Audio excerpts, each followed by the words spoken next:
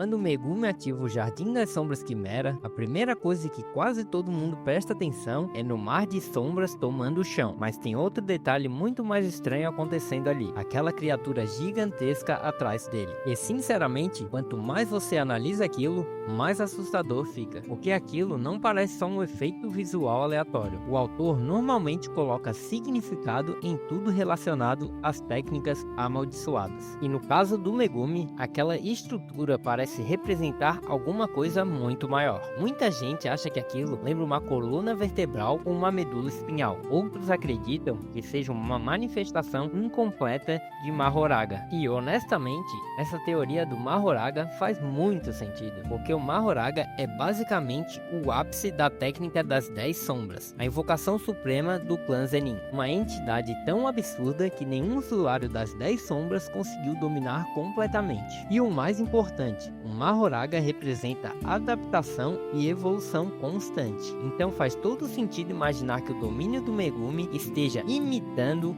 ou até manifestando parcialmente essa evolução monstruosa. Principalmente porque aquela criatura atrás dele não parece pronta, ela parece incompleta, como se estivesse nascendo aos poucos, como se o domínio estivesse tentando criar alguma coisa viva. E isso combina perfeitamente com a ideia do domínio incompleto, porque o Megumi ainda não consegue fechar uma barreira perfeitamente. Ele mesmo admite que não consegue imaginar corretamente um espaço maior por dentro do que por fora. E isso é importante porque expansões e domínios normais funcionam justamente criando uma realidade separada, um espaço fechado. Só que o domínio de Megumi parece seguir outro caminho. Ao invés de criar um mundo isolado, ele simplesmente invade o ambiente real com sombras. E é aí que entra uma teoria muito interessante. Talvez o Jardim das Sombras Quimera esteja evoluindo para um domínio sem barreiras. Porque pensa comigo, o Santuário Malevolente de Sukuna não cria uma barreira tradicional. Ele projeta a técnica diretamente no mundo real. E para isso existir, o domínio manifesta um verdadeiro santuário físico no centro da expansão. E o mesmo acontece com Kenjaku. A técnica dele cria aquela árvore grotesca funcionando como um núcleo da expansão. Então talvez domínios sem barreiras precisem justamente disso. Um totem, uma estrutura física que sustenta a técnica no ambiente real. E se for esse o caso, aquilo atrás do Megumi pode ser exatamente isso, um protótipo de totem, uma versão incompleta do núcleo do domínio dele. E isso explicaria muita coisa, porque visualmente aquela estrutura parece instável,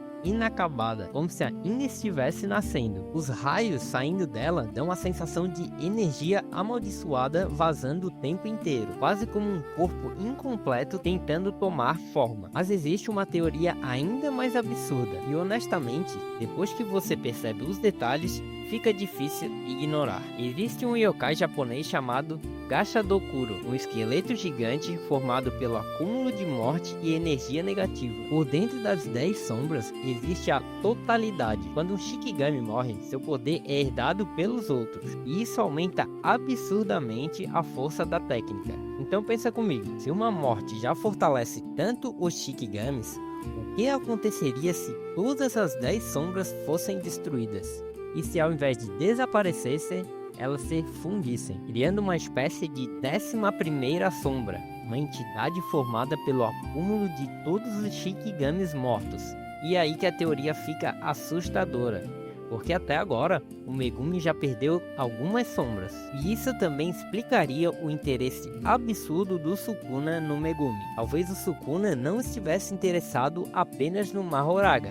Talvez ele tenha percebido o verdadeiro potencial oculto da técnica das 10 sombras, porque se todas as sombras eventualmente se fundirem, o resultado talvez seja um verdadeiro desastre amaldiçoado. Ele é um personagem constantemente tratado como alguém com um potencial monstruoso, mas que ainda não atingiu sua verdadeira forma. O próprio Gojo fala isso várias vezes, e o mais absurdo é perceber que o Jardim das Sombras Quimera já é extremamente perigoso, mesmo incompleto, porque atualmente já parece que o cara tá invocando o Susanoo das sombras. No começo da obra era, olha os meus cachorrinhos, e agora? Tem criatura óssea gigante atrás dele, sombras cobrindo o mapa inteiro e potencial comparado ao próprio Sukuna. Daqui a pouco o autor simplesmente lança expansão de domínio, Jardim das Sombras Susanoo completo.